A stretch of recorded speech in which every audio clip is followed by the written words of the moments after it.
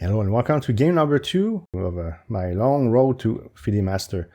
If I reach that goal one day, we'll see. This is daily chess. Easier to have high accuracy. I'm very proud of this game, so I'm going to show it to you. I'll analyze it the best I can. Now, change of plan. 2 weeks from now, you will see a video about my goal on next tournament, which is in a month or something. And the following video, I will be on camera already. Because last video, I had trouble making it without the visual aid of a camera. I really need to, I mean, it's almost been 4 years I've been doing YouTube. It's time for me to get a camera, so it won't be this summer.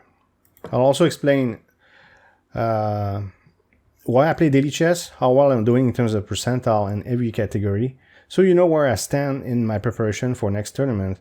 And as I said, the next video will just be about my objective, and look at that. Everything is blue all over the place. 99.2 opening, 93 middle game, and literally 100% in game. So I was talking about paranoia of cheating. You can see the end game was played well. Well, I was not cheating, of course, but maybe being paranoid about me cheating. Although he did challenge me for another game, so I don't think. Because when it comes to daily, we have 3 days to think. So I really can take my time and really figure out the moves. There's no time pressure. So there's no excuse for major mistakes. But I'm sure I'll make major mistakes. But I have a very good start. You'll see that 1746 is pretty decent in daily chess compared to, say, other ratings. Now, this is, by the way, got carried away a bit, but that's martial defense. I don't know the names of the things that I play. And these, I think they include Blitz, Bullet, all the stuff. So these games are, I'm so horrible at Blitz and Bullet. You'll see what I mean by that compared to slower time controls. So I do have positive score with this system, but I think if you took away Bullet and Blitz, I would have a better score. I haven't lost a single daily game yet. I tend to run 4 or 5 of them at a time. Okay, so I found this move tricky. I wasn't sure what to do, and I decided that I wanted to sort of close the position, limit his bishop. That's the idea that I had in mind. And if he was to take, maybe push like this and take some space. So it's the idea that I had. It might not be the best. Let's find out. So first I decided to check. So it seemed like an okay move. I don't know how to explain why I checked my opponent, but of course he can't. I know he can't block like this because he will have isolated. I would take automatically. He will have isolated pawn, and I'm not sure how else to justify this. Is not cannot really. Well, I cannot go there at the very least. This is strange, right? So it sort of forces the white square bishop trade. Is it that necessary? Could I have simply... Well, this is... yes, protect 1, 2, 3 times, attack 3 times. So could I push directly instead? It's possible. Bishop f4 is the best move. D5 is sound as well. See, so these are 2 options I did consider. I remember considering this as well right away. But I can't really explain yet. One day I'll go back on my old games. When I become much stronger, I'll be able to... Intuitively, this felt right, but I can't really... Besides, of course, again, preventing this, I can't really explain... sorry, I can't explain why I felt like that this was right. And it seems like the computer agrees I was right. I'm just not sure why. And the computer does like that I push this.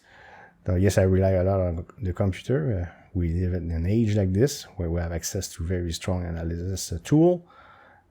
So this is again refraining his bishop a little bit. I really did not want to take, and I didn't want to open up my queen. He takes my queen, and I'm not a fan of this. I wanted to.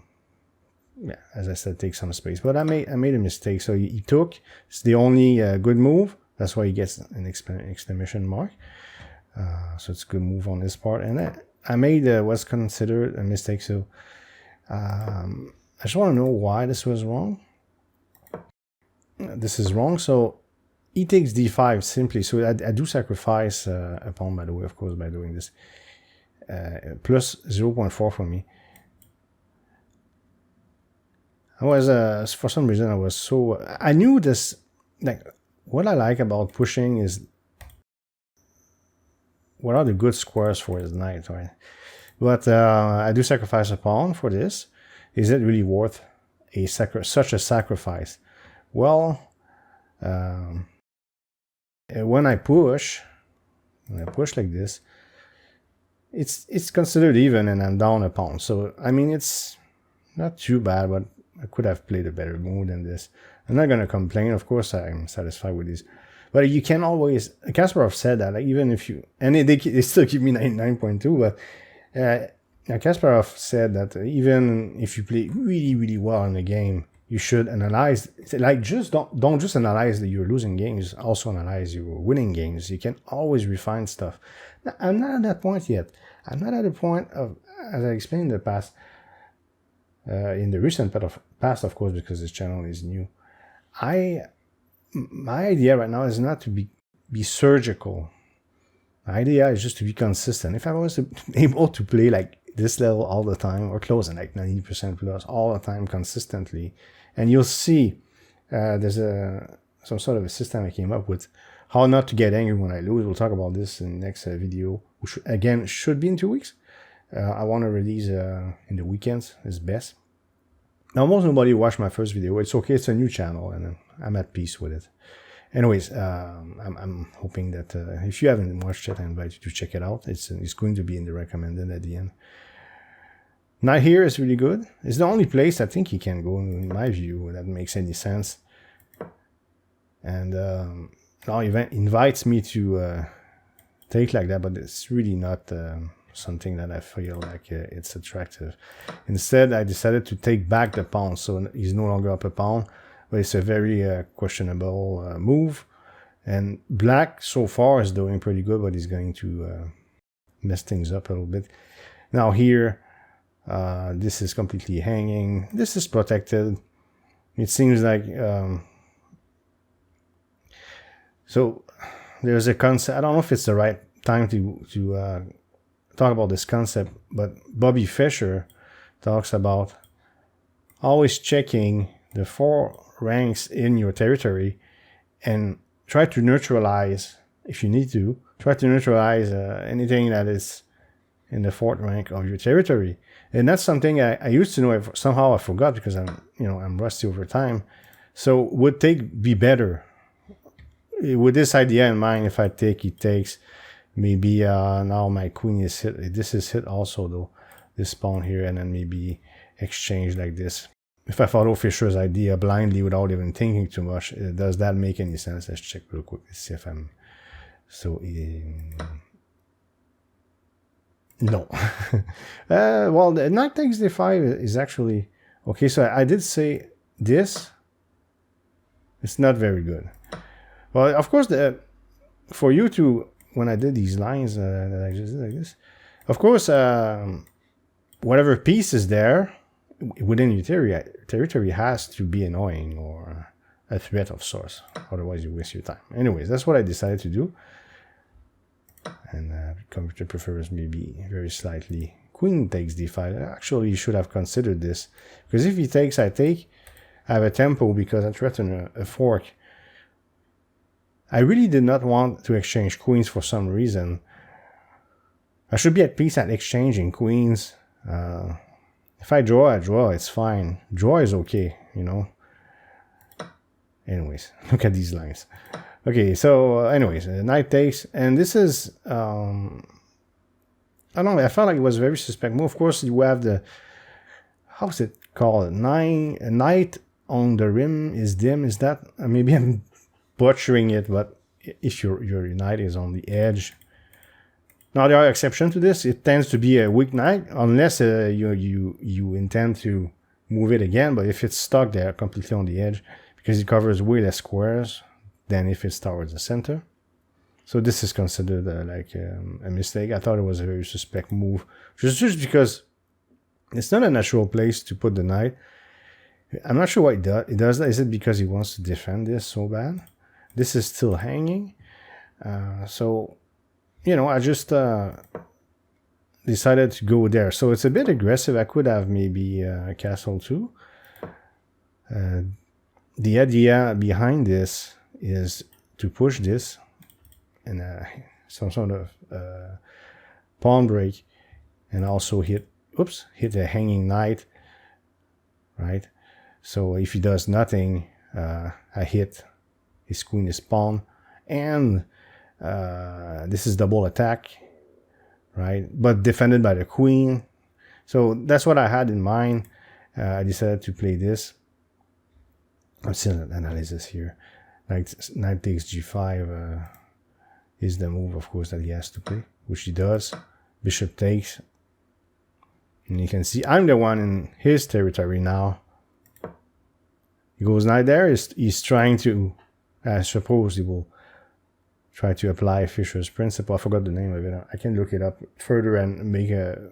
Because you know there's so many teams I want to cover. Today's theme is just how inconsistent I am and to update you. Because this first tournament will be so important. And once I appear on the camera, maybe we'll jumpstart the channel. It hasn't been started yet. In the sense, again, that last video nobody watched it. We'll say about this one. So I went with this. Exchanging knights. Check here. Now, he has to do this because he can't go anywhere with his king. So I'm going to force queen exchange. The reason why I do this is because I want a castle on tempo. And I felt like I would have time to maybe double my rook on this file. He goes in the back. So this is hit twice, protected twice, but look, his bishop is not developed. I have a lot of space.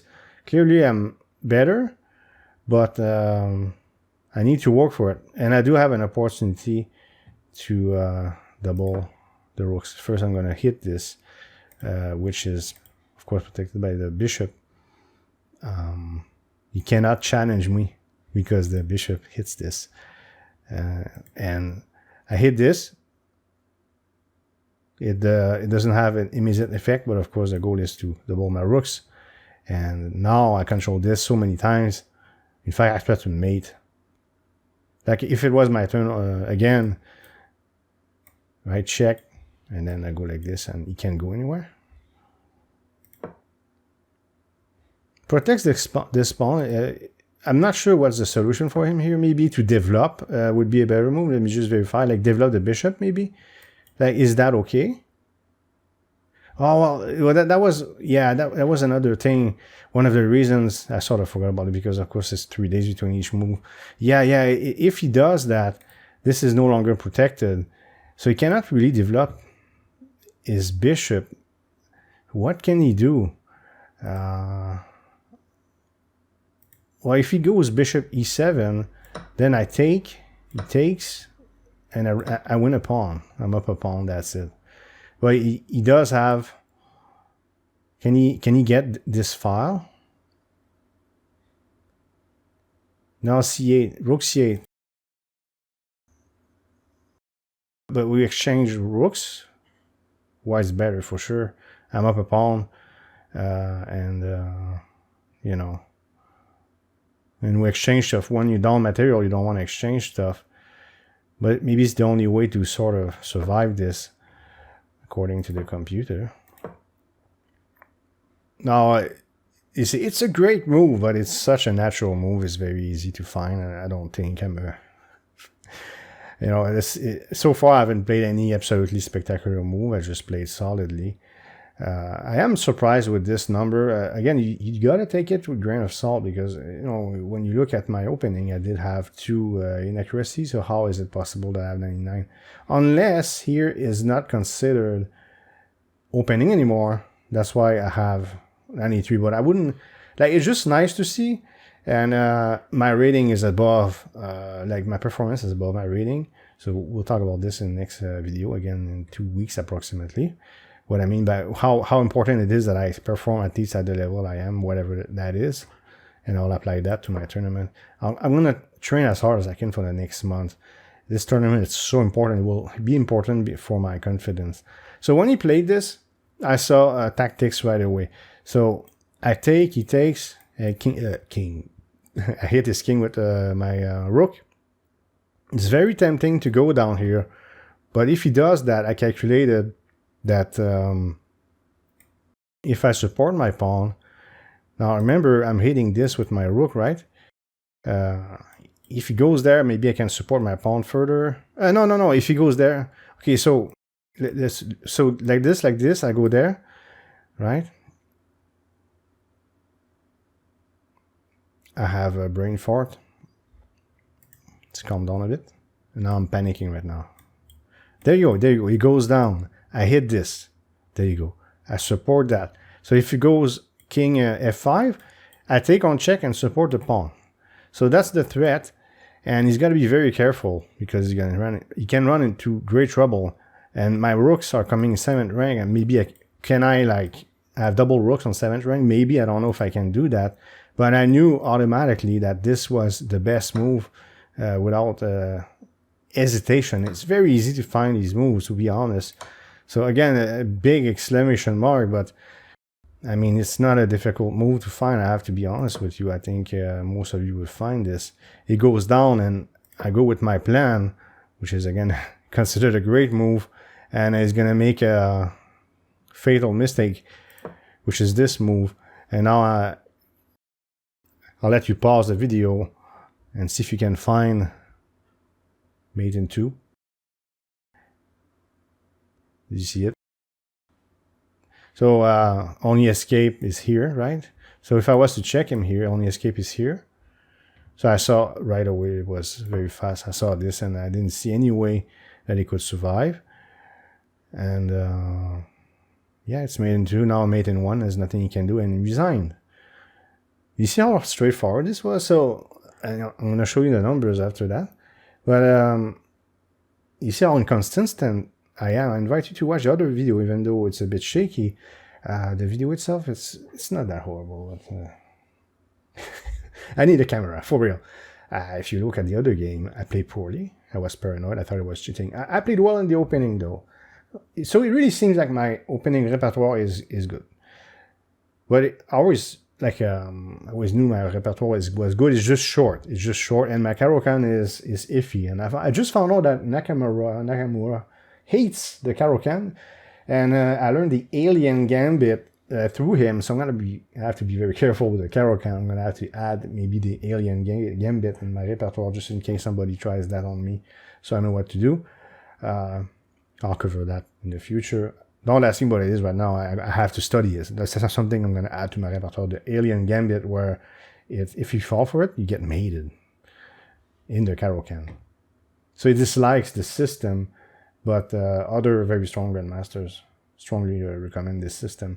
Let's take a look at my ratings, my profile. It's very important that I show you that, to show you the discrepancy between all the ratings. Profile.